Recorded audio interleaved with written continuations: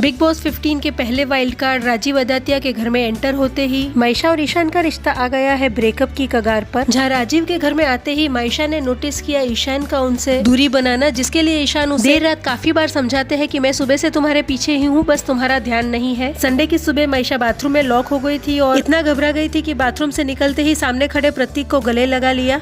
और इसी बात का ईशान बार बार मायशा को ताना मार रहे थे कि तुम जैसे मेरे साथ हो वैसे ही प्रतीक और सिम्बा के साथ भी कंफर्टेबल हो। लेकिन मायशा भी बार बार उसी बात की कंप्लेन करती है कि जब मुझे जरूरत होती है तो प्रतीक और सिम्बा सामने होते हैं लेकिन तुम नहीं। राजीव ने तुम्हें ये क्या कह दिया कि तुम अपने लिए खेलो तो तुम मुझे सुबह से इग्नोर कर रहे हो, और अगर ऐसा ही है तो हमें एक दूसरे से दूर रहकर अपनी अपनी गेम खुद खेलनी चाहिए। वहीं ईशान बार बार समझाते हैं कि राजीव ने मुझे जो भी कहा लेकिन तेरे मेरे बीच कोई फर्क नहीं पड़ेगा।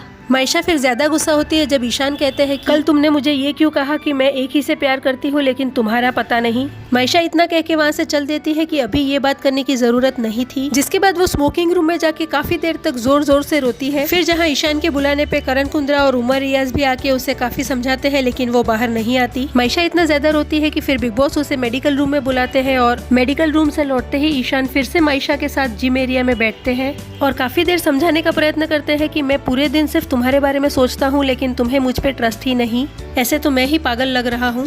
अगर तुम ये सोचती हो कि प्रतीक और सिम्बा तुम्हें मुझसे ज्यादा अंडरस्टैंड करते हैं तो ठीक है, फिर टेक योर टाइम। जिसपे मायशा गो टू हेल बोल के वहाँ से चल देती है। फिर ईशान भी बाकी घर वालों के साथ बिजी हो जाते हैं और मायशा बेडरूम में जाके रोती है, जहाँ फिर राजीव उसे समझाने आते हैं कि मैंने ईशान से जो भी कहा है सिर्फ तुम दोनों के भले के लिए कहा है, प्लीज एक दूसरे के लिए गेम को डिफिकल्ट मत करो। तो व्यूअर्स, एक बात तो तय है कि दोनों के बीच रात को हुआ झगड़ा सुबह फिर से सुलझ जाएगा।